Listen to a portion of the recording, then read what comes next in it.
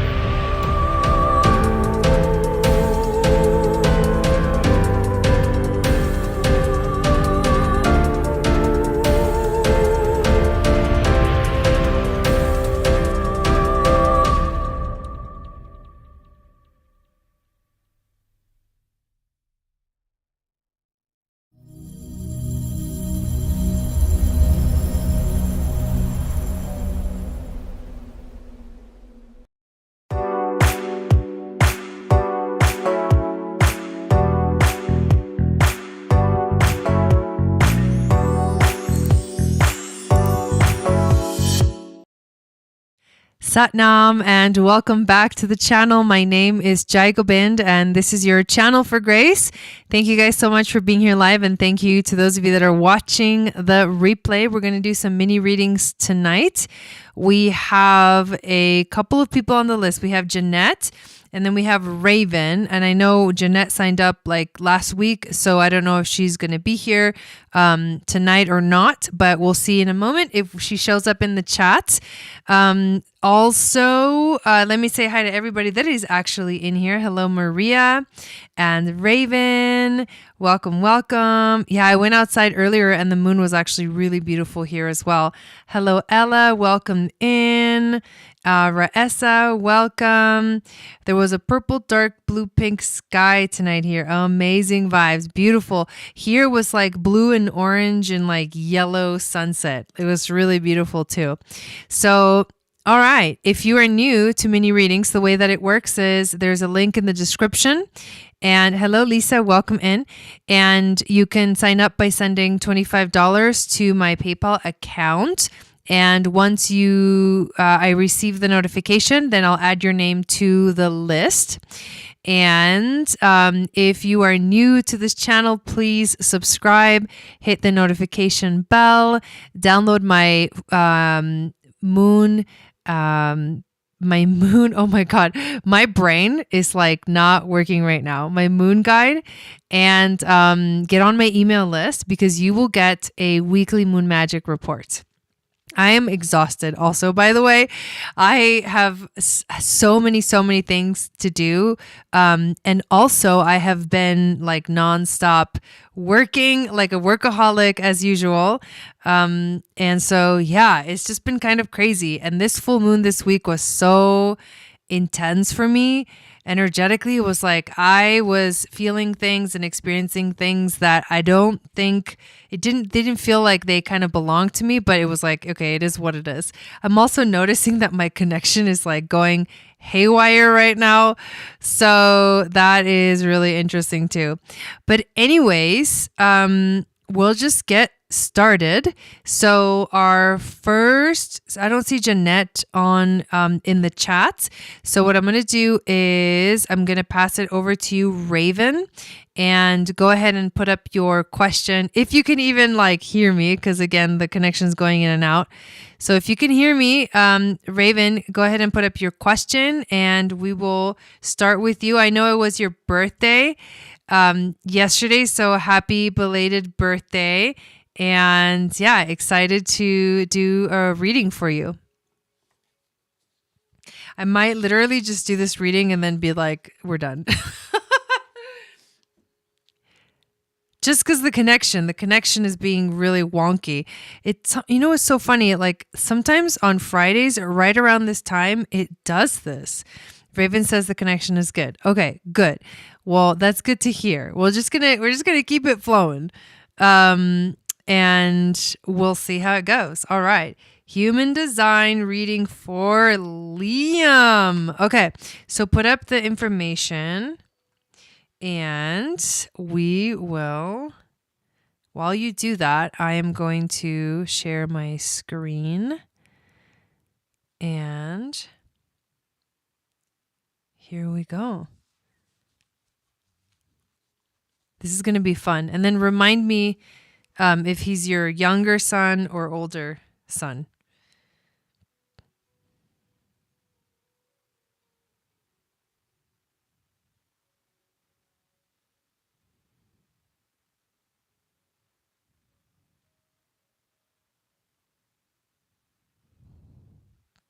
Okay, you guys should be, let me know if you can see the chart on the screen. And as soon as I get the info, we'll dive right in. This is actually, I'm excited that we're starting with a human design reading. Definitely excited about it. Okay. So the day is the 13th. The month is the 5th. And the year is 2013. Okay. 6:05 p.m. Aloha. So what would that be in military time? 12, 1, 12, 13, 14, 15, 16, 17. Is it 1805? I think it's 1805. Yeah. Okay, 1805.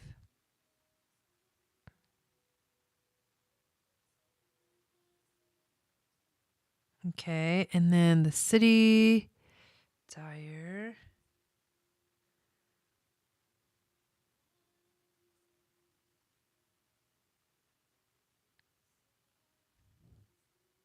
Is there another way to spell Dyer? It's only finding Arkansas or Tennessee. That's interesting. But I think everything else is correct so far. Maybe if I go Indiana. No, for some reason it's not finding it.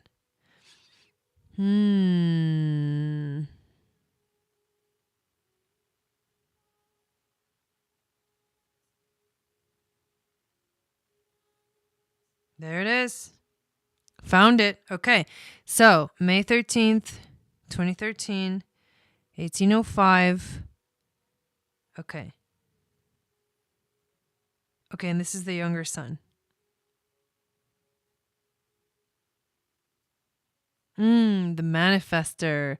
Hello, Mama O. Welcome in. Okay, so he is a splenic manifester.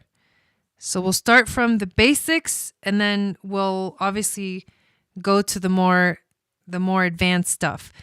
So obviously, being a manifester, the first thing is that the type of aura that he has is, and this is going to be really important to you understanding him as your son, his aura is closed and repelling.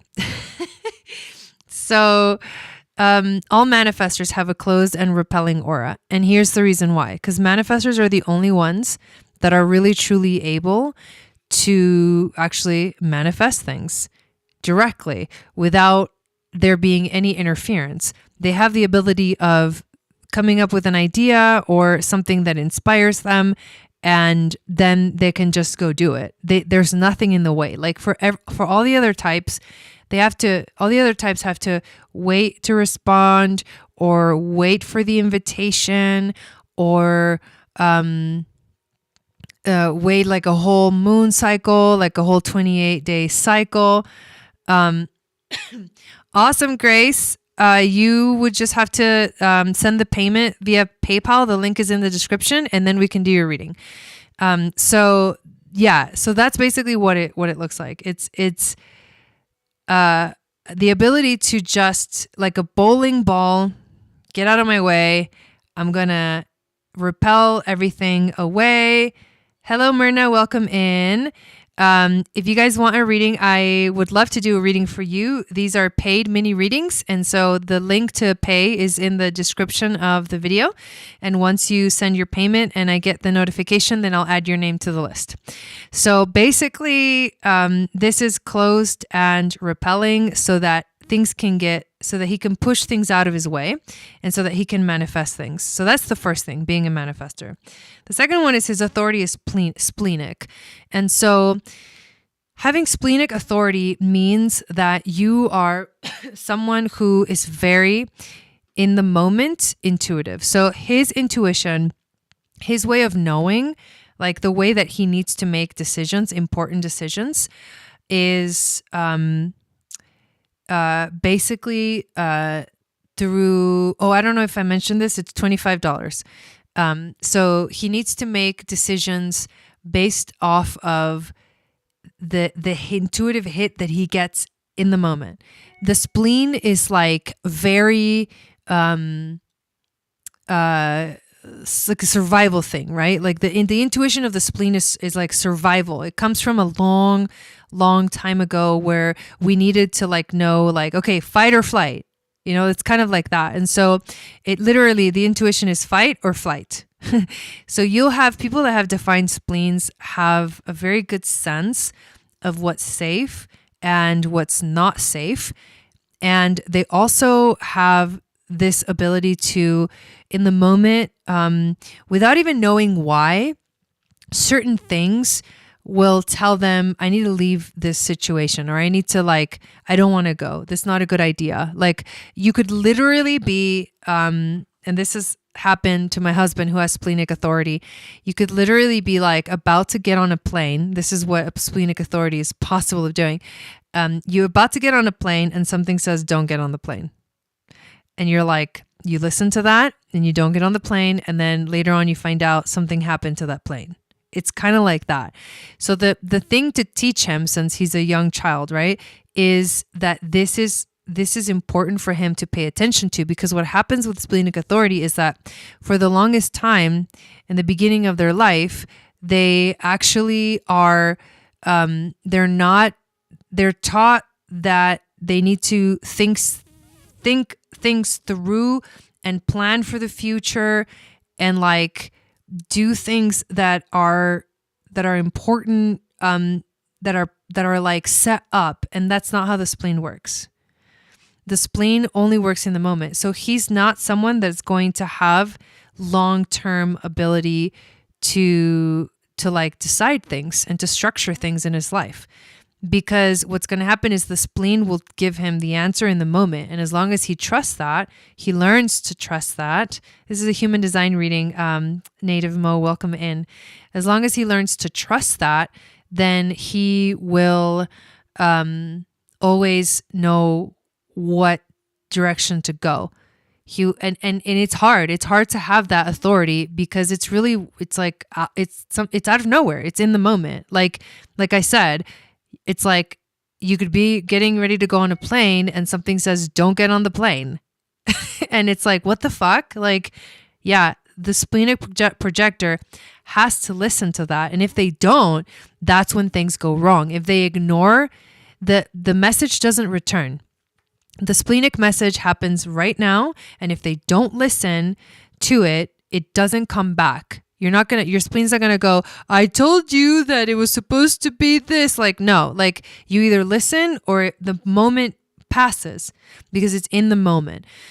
So somehow him learning to trust that in himself is really, really important. And that will help guide his manifesting abilities, right? Because he's that, splenic manifester. It's a really cool combination. So he might be like very much a wild child. Very wild, because manifestors usually are the ones that get conditioned the most, because the manifestor child is the one that like very independent from a very young age, doesn't like to tell his parents what he's doing or why. And that's the problem. So the manifestor child just feels there's nothing in my way of, I want to climb this fence or whatever, right? There's nothing in the way. Nothing's telling him no energetically, right? So he's going to have a hard time. What he needs to learn as a manifestor is to inform, because the minute he begins to inform people, he's going to stop receiving getting the resistance from the people around him, especially as a child. Because if you are a parent and you're like, where the hell did my child go? And they're like, oh, well, there was this thing going on and I just decided I wanted to go across the street and like go see it, and they don't tell you, and you're like going crazy because you're like, what the fuck? And then you get mad at him because he didn't tell you. And because you're like, you're not supposed to do that, and so that's the thing, is that the older he gets, he's going to probably most likely do things like that. And as long as you teach him to inform, he later on as an adult, obviously within reason, of course, right? A child, you got to protect. But when he learns how to inform others, this is like a great practice for him to have success as an adult manifestor, because the manifestor learns to say, hey, I'm going to do this. And so everybody goes, okay, cool. And like, there's no resistance. But that's the friction that they experience, is like, oh, I just took off and I didn't tell anybody what I was doing. And so everyone's freaking out. And it's like, all I did was go to the store to buy something, and it was like no big deal, but they forgot to inform. And that's their strategies. That's how important it is to a manifestor to learn to inform. Liam is very shy. He chases butterflies and hides in closed rack. That's really cute. So eventually that manifesting, that manifestor energy is going to start to come out, and he can be very sensitive. And at the same time, he's a very powerful being, because the last thing I'll share with you is that he's a 5-1. I remember seeing this. So yes, I believe I did, Myrna. So the 5-1 is the heretic investigator, and the hiding makes sense. The 5-1 will hide because they have a very clear ability to like see what's going on around them, especially with they can read people in a sense. And so what happens is they know, because the 5-1 gets projected onto. Everyone thinks they know the 5-1, and everyone wants something out of the 5-1. They see the leadership possibility, they see the leadership quality, and they basically project something onto that 5-1 and expect something out of them. And when they don't get that, it's like they're the heretic, right? So like, off with their heads, like they didn't give me what I wanted, so like screw them. And that's it's hard to be a 5-1. It's a really challenging profile to have, to be a 5-1. So that's something that you'll just have to learn to, right, sort of hold him in that space. Like, it's okay. Like, this is what your soul chose in this lifetime, and I'll be here, But this is, who was a 5-1 manifester? Ra Uru who was the channeler of human design. The guy who channeled human design was a 5-1 manifester. And it's also, so the 5-1 is going to be like a hermit. It's going to want to be a hermit, and it's going to get called out. Like, hey, We need you. The 5-1 is really good at being on it in times of crisis and being like the leader, taking charge in times of stress. Yeah, right, Nelly? Yeah. So that's probably a lot. But yes, a beautiful being, you know. A lot of the big spiritual teachers and things like that, they tend to be manifestors too. Like they came here to do something, to manifest something. And so getting out of their way, but teaching them as a young child to like manage their powers, right? These are like magical powers, is going to be the best thing that you can do for him as a mom. So love that. Thank you, Raven. I hope that the connection is good, you guys. If it's not, I apologize. I'm going to go check the PayPal so I can update the list and tell you who is next. Of course, my PayPal is all of a sudden not wanting to log me in.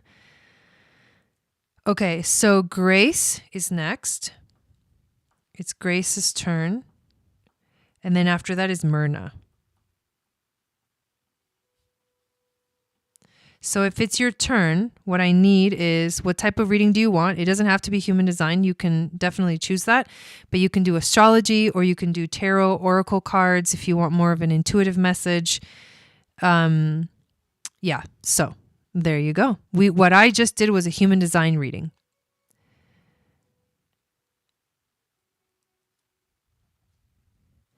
There's a lot of options, Myrna. It can be like I said, astrology, tarot, oracle, human design, or I can look at the gene keys. And I focus for these mini readings. If you do a gene keys, I look at the activation sequence mostly. And then what type of reading do you want, Grace? Nelly says, people think I'm bossy, but I'm literally being my authentic self. And I know, because I did my homework, I know what the heck to do when in a crisis. Right. Yeah. The 5-1s definitely like study a lot. They investigate things, and there's a lot that they have a lot of like, a lot to back it up, a lot of information to back it up, you know? So waiting for Grace to say what kind of reading she wants. And then when it's your turn, Myrna, we'll get to your information. So let's just focus on one at a time. Facts. Oh God, the connection. Is the connection okay? You guys, can you at least hear me? The important thing is that you guys can at least hear me clearly. Hopefully that's happening.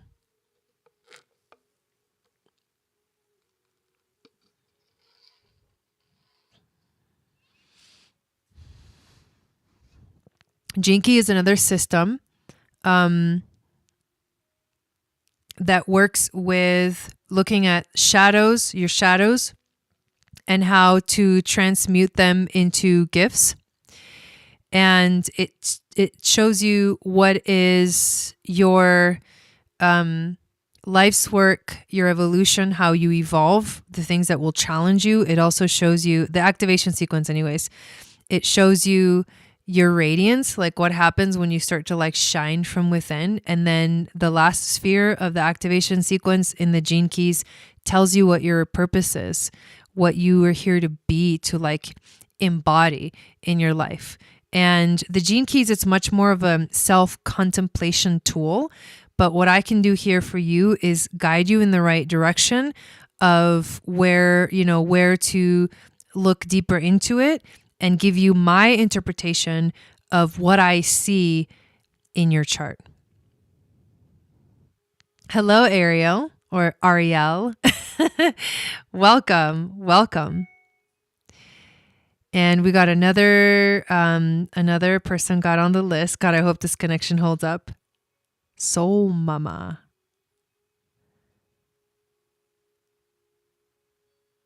Okay, so waiting on Grace to decide which type of reading she wants. So you want gene key reading? Okay. So let's do this.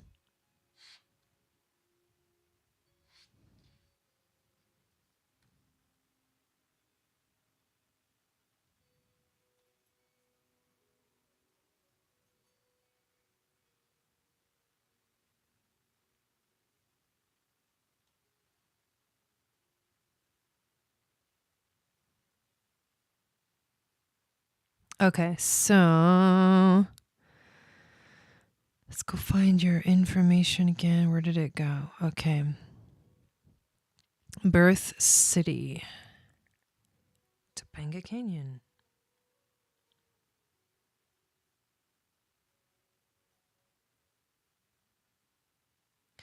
All right. The month is February. The day is the 14th. Born on Valentine's Day. And it's 1972.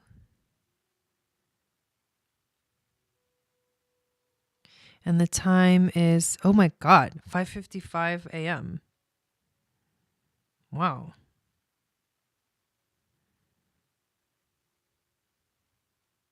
Really cool numbers. Okay.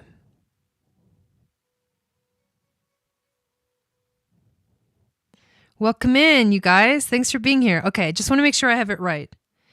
Are you able to even see that?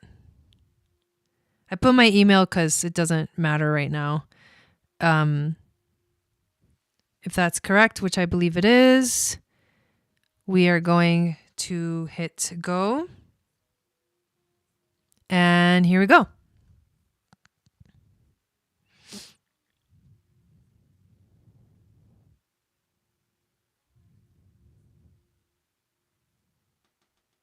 And it's thinking.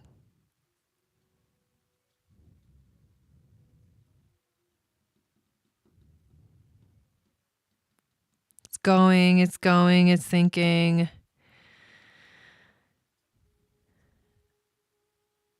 Sorry, the connection. It doesn't do this all the time. Every once in a while, though. Obviously, when I freaking need it to like do something important, it like slows down and acts up and all kinds of crazy shit.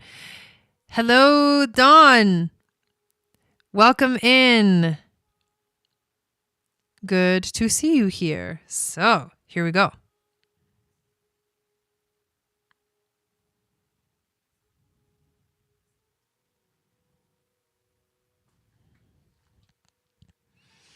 You're also a 1-3. Okay. So here we go. This is your Gene Keys profile. This is what it looks like. There's 3 different sequences.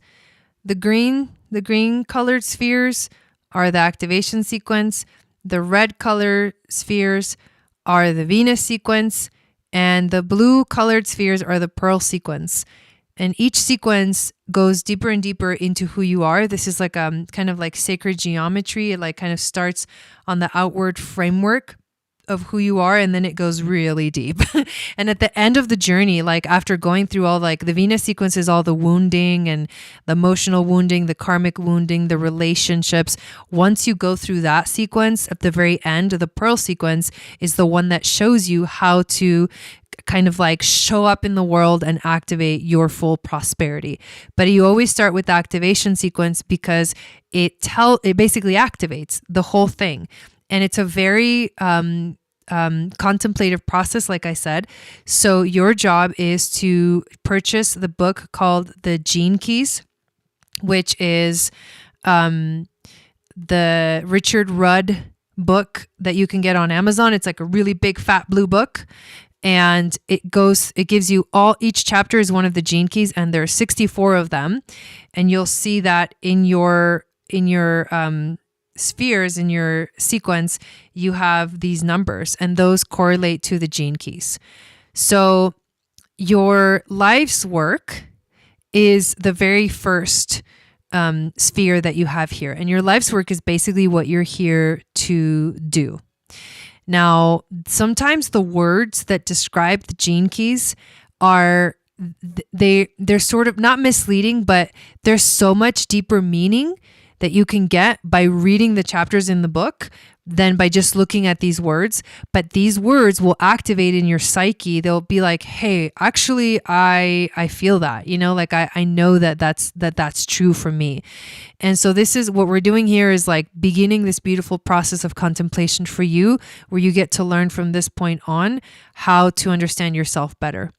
So the shadow of the 30th gene key is the shadow of desire, right? So like wanting, right? Desire is just like always wanting, always wanting, always wanting, always wanting, always wanting, right? Desire is not a bad thing, but when it's in excess or when it's in a shadow frequency, it's going to be almost like I want. And that frequency kind of holds you. And this is my interpretation of it. That frequency holds you in that I don't have because I want, right? If you've ever heard of the law of attraction. So the shadow of your this frequency for you is to kind of be in this kind of lack mentality. It's like the what's behind that I desire is I'm never satisfied. Right? And it makes sense that this shadow of desire moves when it becomes a gift, when it becomes transmuted, becomes the gift of lightness. Why? Because the desire, the constant need or want for something else is also the feeling of lack. I don't have enough, or I don't have everything I want. And so I'm never satisfied. And when you let go of like that intense need to like, keep kind of fulfilling yourself. And it's like an insatiable thing. In the shadow frequency, it's insatiable. In the gift frequency, it becomes lightness, which means it frees you. You sort of free yourself. Like the shadow of desire can bind you by chains. And when you release yourself of those chains and you release the need to desire so much, you become lighter. Because as you desire things, you put weight. There's a weight there, right? Like I want this and I want that and I want that and I want that. And it starts piling up, right? Like all these things that you want, they're like, it's like a weight. It's like a mountain, especially if like you can't ever feel satisfied, right? So when you let go of like, I want, all of a sudden you feel this lightness. And what ends up happening is when you transmute even that, it becomes this state of rapture, where you're just raptured by life, and it doesn't matter what you have or don't have. You're just, you start to become more present for life itself. And so your job is to transmute the shadow of desire into the gift of lightness. And this will allow you to really be in this state of like creativity, right? Because you have a line 1 and this is the creator.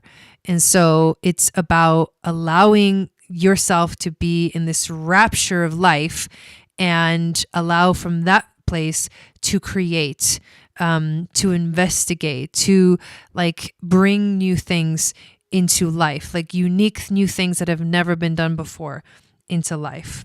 The thing that's going to challenge you the most is this evolution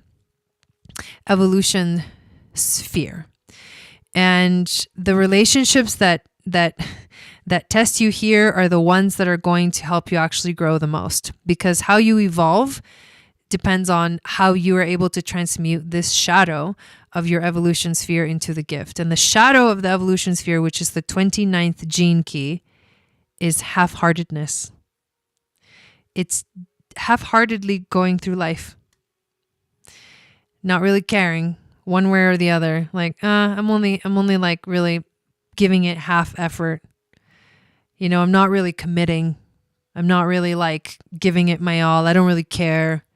Like that's a gnarly shadow, and you're probably like, ooh, there's some part of you that goes, oh shit. Right? When you see these shadows. So you're going, when you start to transmute this shadow of half-heartedness into the gift of commitment, when you start to actually commit in life, in your evolution, in things, you're going to be evolving. You're going to be mutating. You're going to be moving forward. You're going to be learning. You're going to be in a place where you're going to feel more confident. You're going to, there's something holds you back. Like there was something, right? Like some kind of event or trauma or something that happened that caused you to like not really care. But that's not a good place. If you're living life half-heartedly, you are in the shadow of this energy and you're not evolving. You need to find ways to transmute this shadow of half-heartedness into commitment, which means basically, really simply, you need to commit. You need to like put your whole energy. You need to be wholeheartedly involved in your life. When you do that, this beautiful thing, you start getting glimpses of something so beautiful, which is called devotion. You become to live, you come to live life in a devoted way.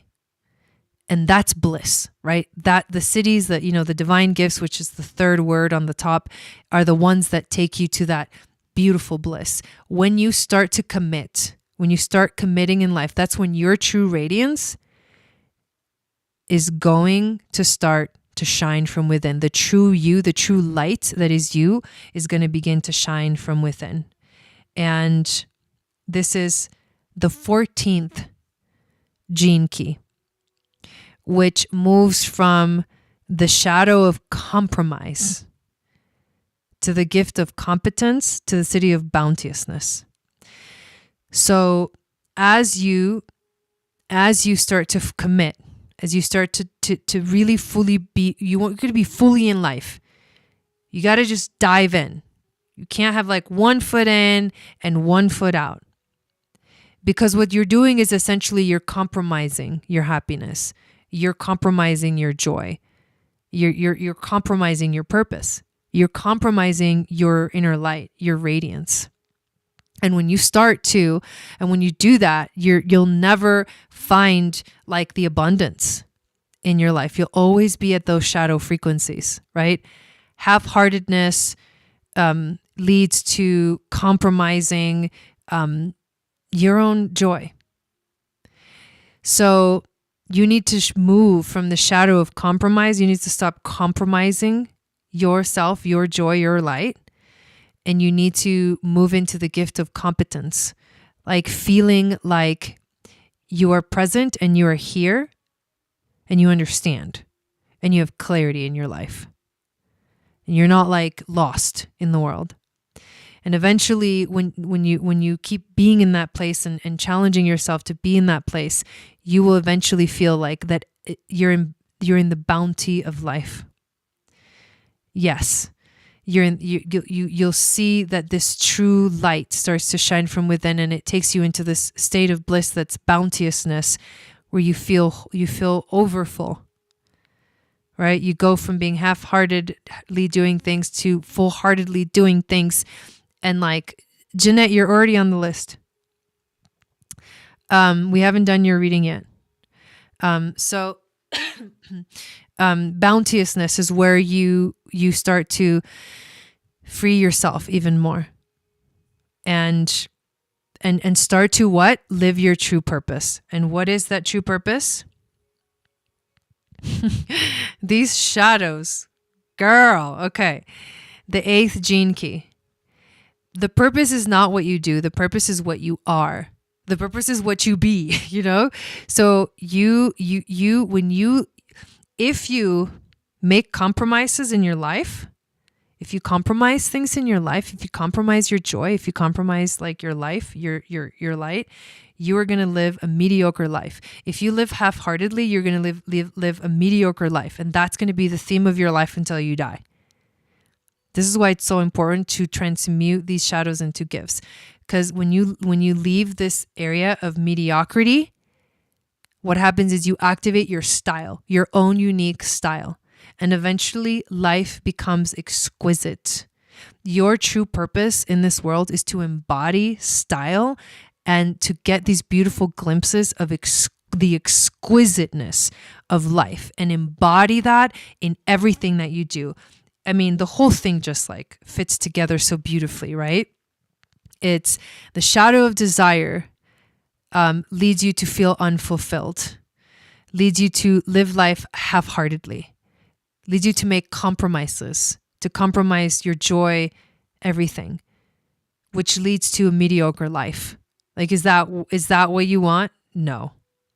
But the gift of lightness leads you to living full-heartedly and to being really truly in your essence, and to live a devoted life where things have meaning, where it's not half-hearted, there's meaning to it.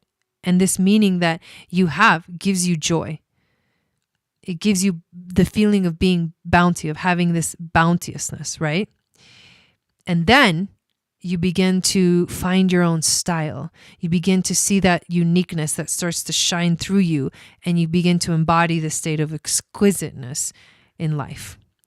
And honestly, that's literally just my interpretation of this. And now your job is to go get the book and read the 30th gene key, the 29th gene key, the 14th gene key, and the 8th gene key. Okay? That is your job, my dear. I hope that was... Go to genekeys.com, and then there's these. I don't want to read these because you can go and read this yourself. I really just wanted to interpret it myself, but you can read the descriptions that they have right here, and it'll give you some more insight. So truly, a truly magical modality that you should dive into to understand yourself even better. Okay. So we're going to do Jeanette because she was actually number 1 on the list. And she signed up last week, so we didn't get to do it last week. You're welcome, Grace. And then after Jeanette, we'll do Myrna. So Jeanette, who are we doing? What kind of a reading are we doing, and who are we doing it for?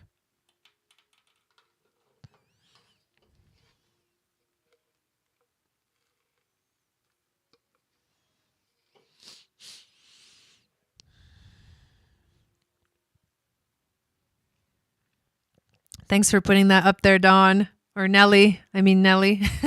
Appreciate it.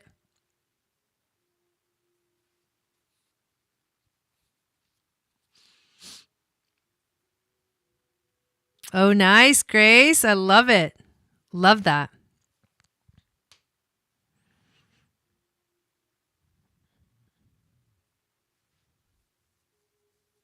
Okay, so Jeanette wants an astrology reading, and then remind me who we're doing this reading for?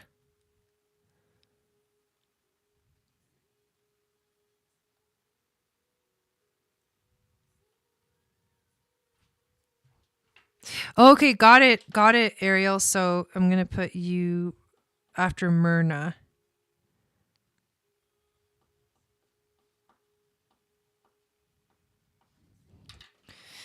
Okay. Thanks, Nelly. So we've got 11-5.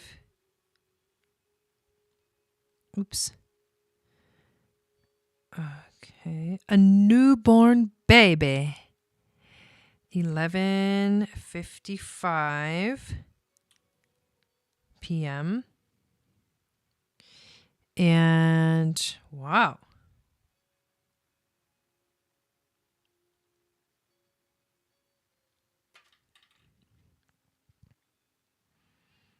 Okay, let me just make sure I got this right. November 5th, 22, 11:55 p.m. Istanbul, Turkey. Okay. Oops, I put Jeanette. It doesn't matter. We know this is not Jeanette's chart.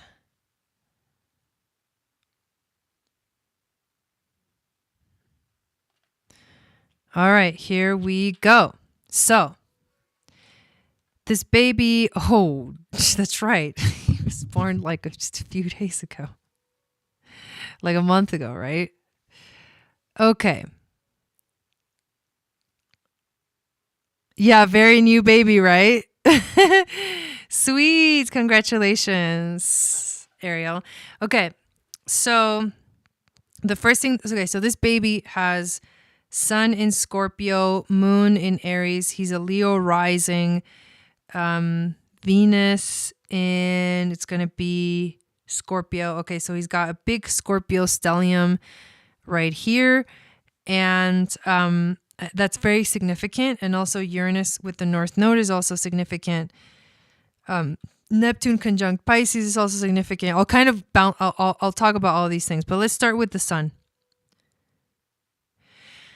So Sun in Scorpio is a very intense to kind of a dense frequency, especially when it's exactly conjunct the South Node.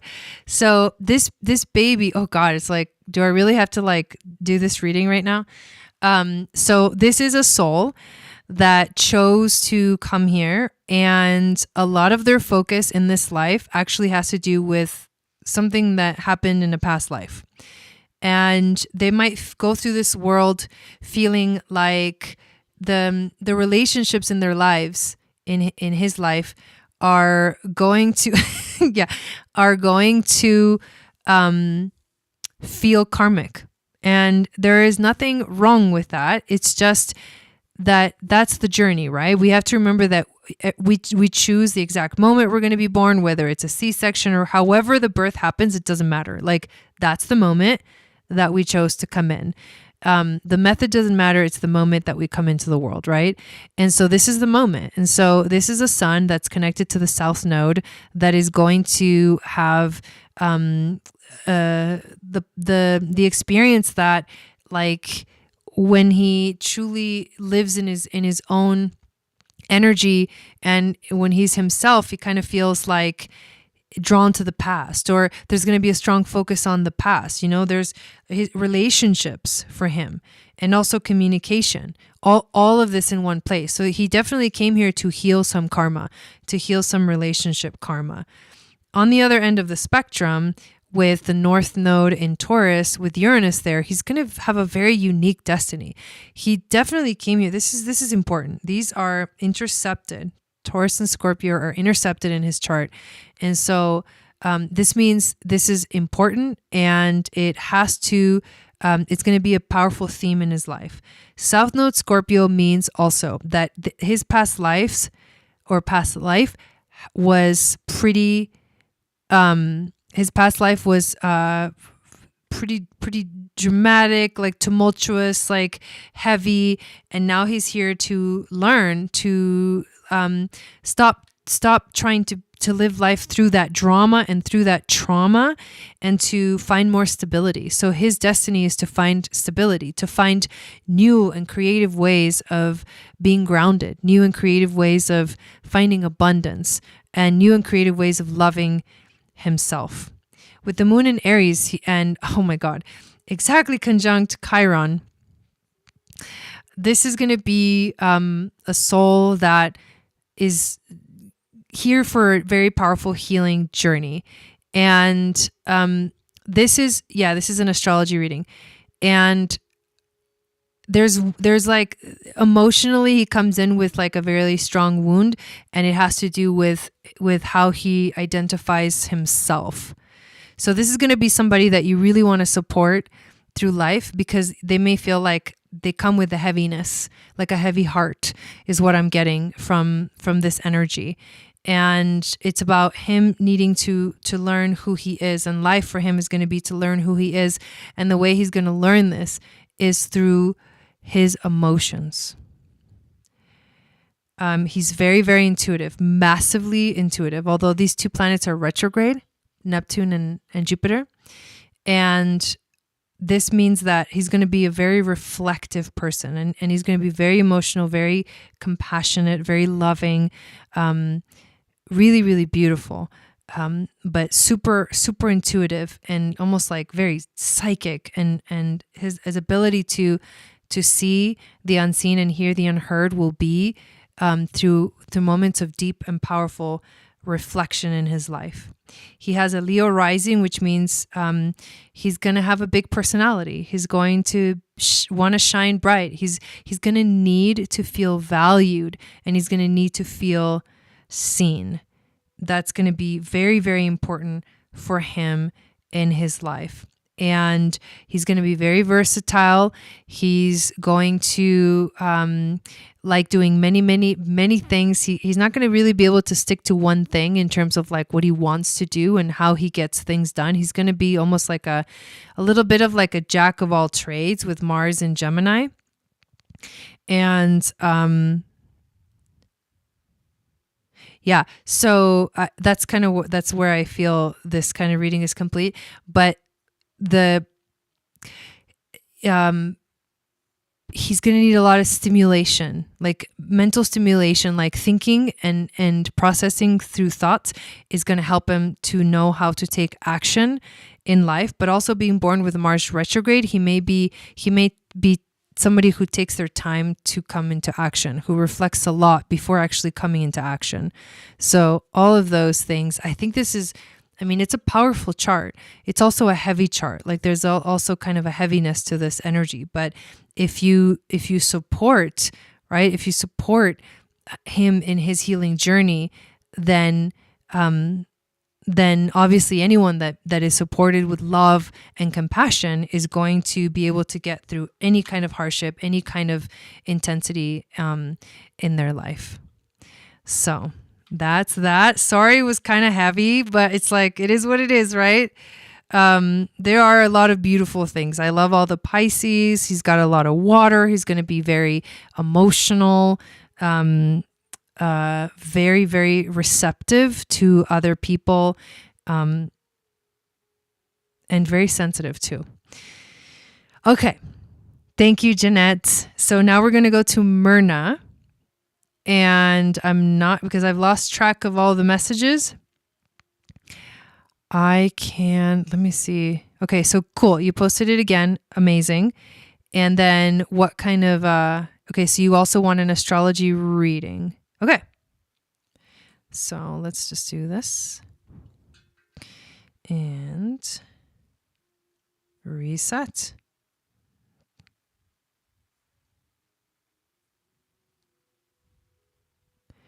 Okay, 4875.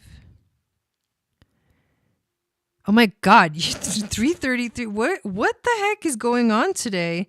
555, 333. That's crazy.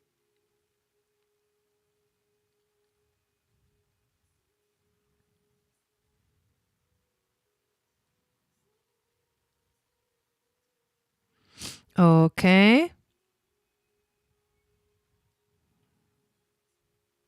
All right, April 8th, 75. Yeah, that's wild, right? 333.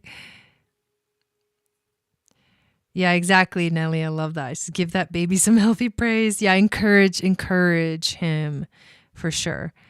Okay, I think I got it right. Let's check it out. Holy moly.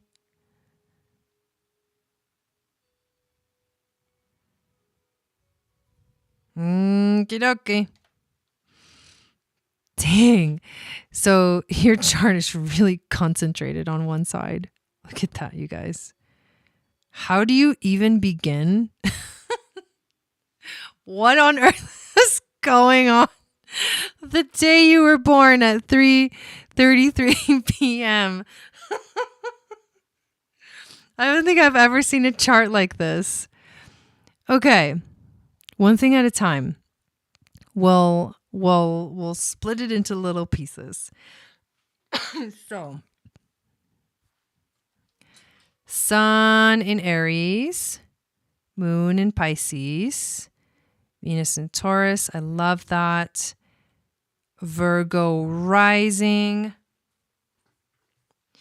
North node Sag, South node Gemini. Ooh, Saturn in Cancer. That's nice. Chiron in Aries. Jupiter, Mercury in Aries. Like a pretty big Aries stellium. Strong Aries energy. Mayan ancestry. I fucking love it. Okay. So, Sun in Aries, but really we're talking about Jupiter, Mercury, the Sun, Chiron. I'll just focus on like the main planets. Okay.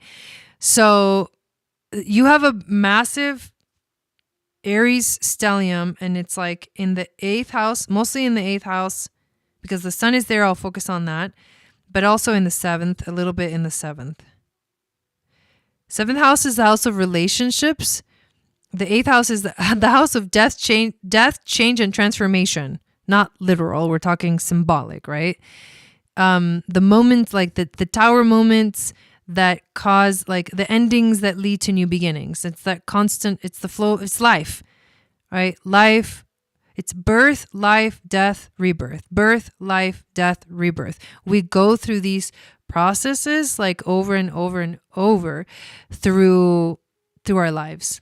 You were born with the sun in the 8th house, which means that your life is one of birth, going through that process, birth, life, death, rebirth, or expression, experimentation, integration, and then transcendence. And then do another experience, the expression, experimentation, integration, transcendence. And so change is the only constant in your life. And it's about learning that's you're a big part of your essence, change.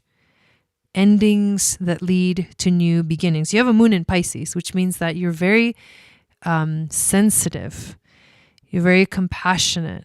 You are very loving. You are also very psychic. Relationships are big. Like you may become pretty attached in relationships. Gullible. Might even like fall in love a little too fast, or fall in love, like fall hard, and like it could turn into like addiction, and then you don't really know how to like get out of it because you don't see it. It's hard to see clearly when you're in this realm of Pisces, and that has to do with your emotions too. It's emotional. So finding clarity means listening to your intuition. It means finding things that anchor you, that ground you to the earth, even though you kind of live in this ethereal world with your moon in Pisces. But it's a very psychic energy. Having the rising in Virgo, this is good. This grounds you into the present moment because this is the opposite sign of Pisces. Virgo is opposite Pisces. Virgo grounds you. Pisces like elevates you. And so your Virgo rising is the part of you that helps you to stay here, stay present, stay in the moment, stay focused, like pay attention to the details.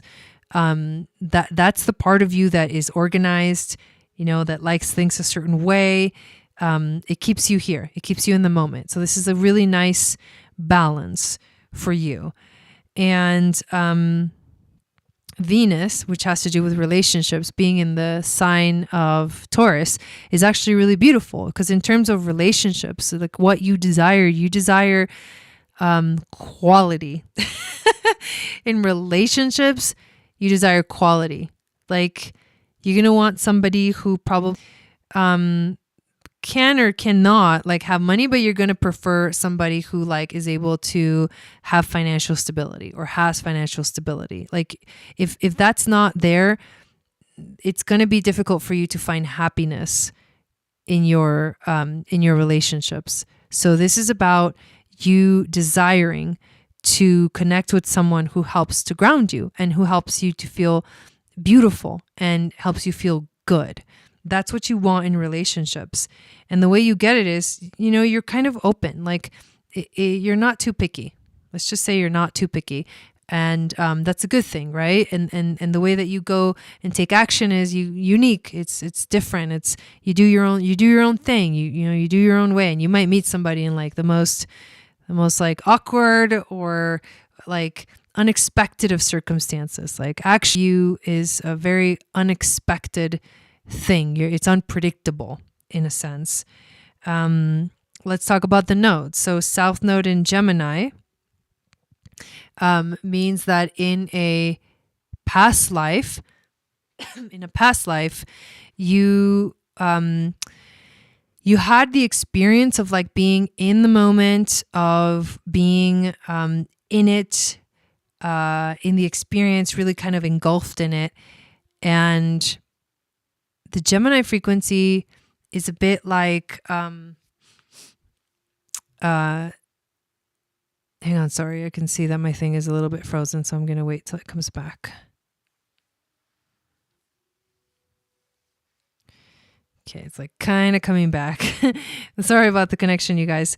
So having that Gemini South node it has a lot to do with like street smarts. Like you have street smarts. You've been on spiritual journeys in the past. You've done that. And what you're here to do is actually, you need to learn to trust in the unknown a little bit more in your life. You need to learn to go for the adventure. You need to not be afraid of mutating, like taking quantum leaps in your life. You're here to have an exciting adventure, and your job is to just go for it, to dream big and to follow your dreams. And your dreams will take you on an adventure that takes you way beyond your comfort zone. Way beyond your comfort zone. Yeah,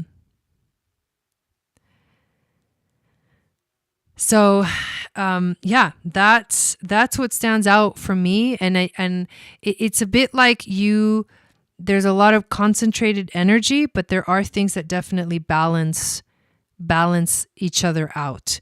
So you have fire, you have earth, you have air, you have water in your chart. So all the elements are represented.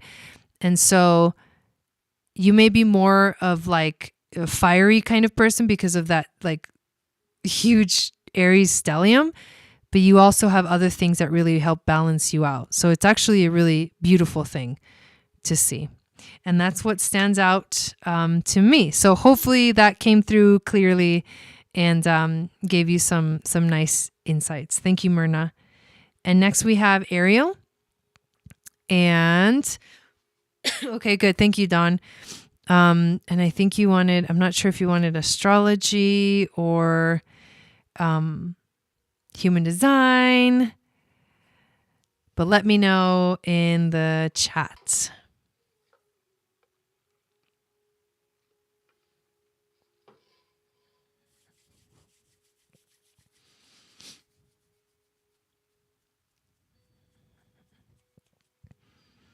And let me actually check the PayPal too, just in case anyone else got on the list. But I think that what we'll do...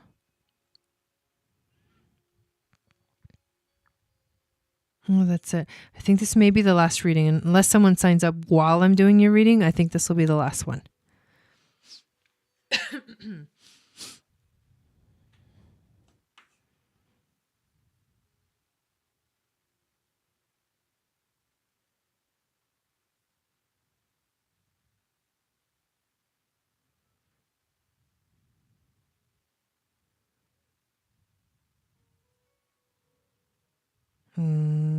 Okay.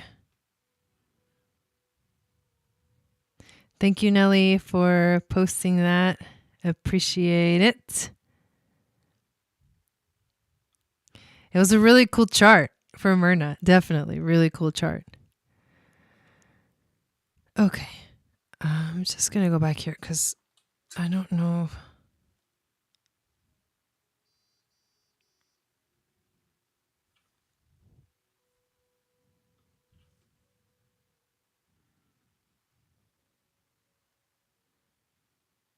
Okay.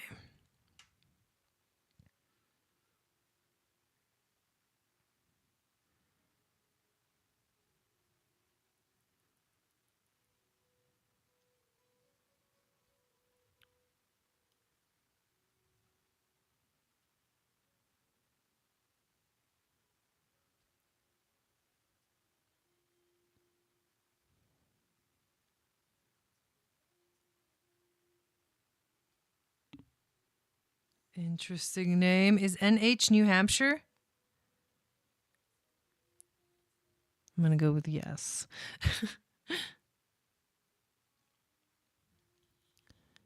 I don't know where did Ariel go? She was here a second ago. I'm going to go with what you posted, okay?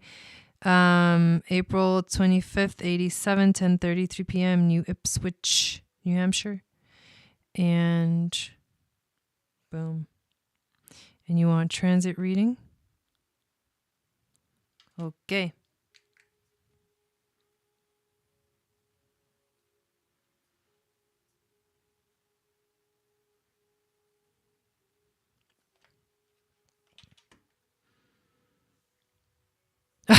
That's funny.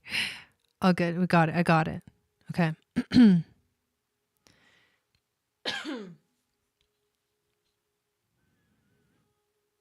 Okay. So the transit reading is basically we put your chart in the center and then we put the transits over that. And it shows us what's going on with the planets right now and how they're affecting your planets in your natal chart. I'm going to start with, there was a really powerful full moon yesterday in Gemini that was on your Chiron and Mars. Ooh, you have Mars in Gemini.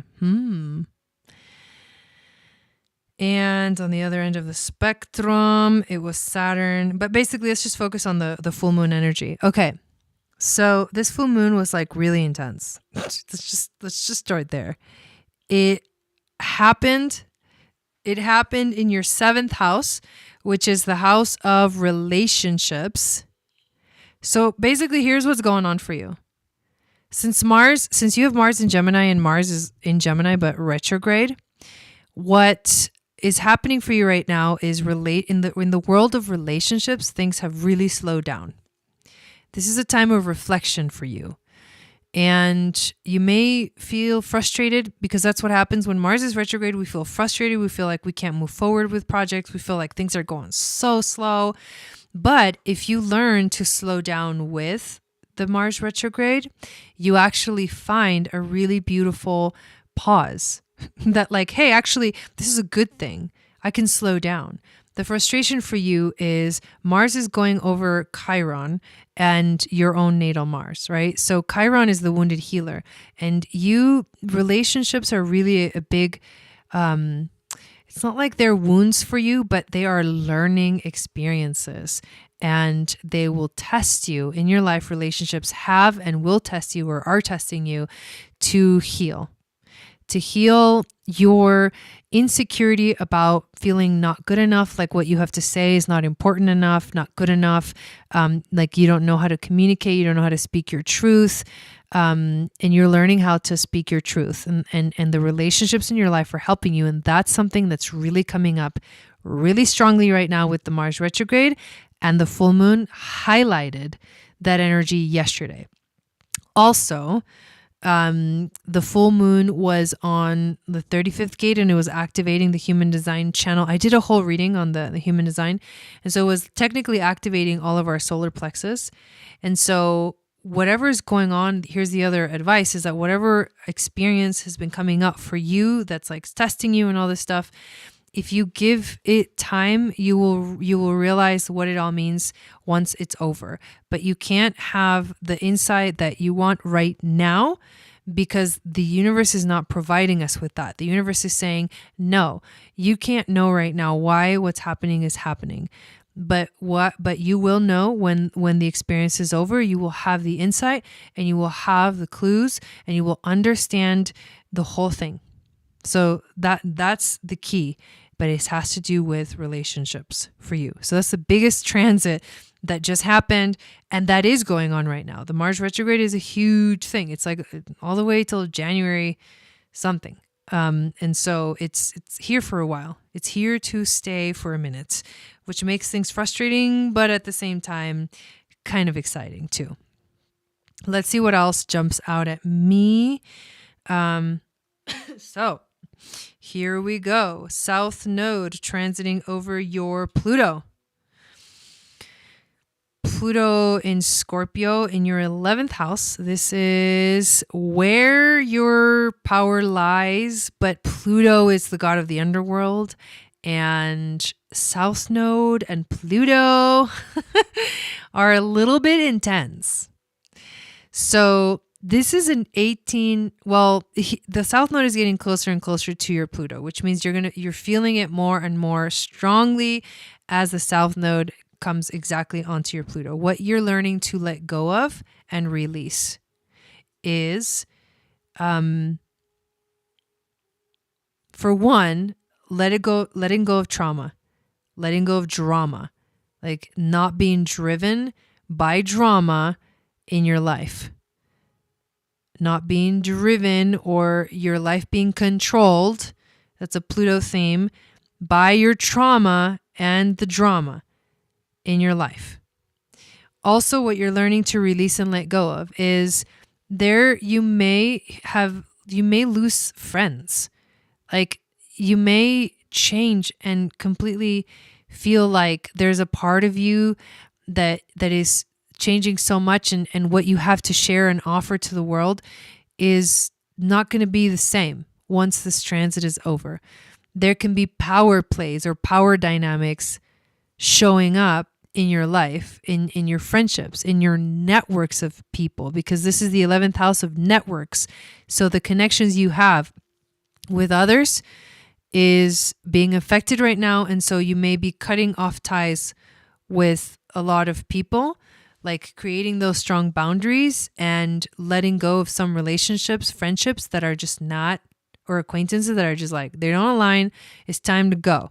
Like time to exit from my experience because I need to learn to be in my power in this space. And so that's why the power dynamics are coming up, because of Pluto being right there. So the focus, so Sun in Taurus, North Node, and Uranus. Uranus already went, where's your Uranus? Where's your natal Uranus? In Sag. Okay. So the North Node is getting close to your Sun. And this means that the focus is on you. You and your creativity, you and your passion, you and like your joy, your happiness, your bliss. That's what you need to focus on. The reason why you're having to let go and release of what doesn't serve you in your life is because you need to make space for what makes you feel good, for what makes you feel like you are worth it, like you have value, like you are valued, and to step into your joy and your creativity is going to guide you more towards destiny than the drama. That's why the release is there's on yourself, your life, your soul, like what brings you joy and happiness in your life.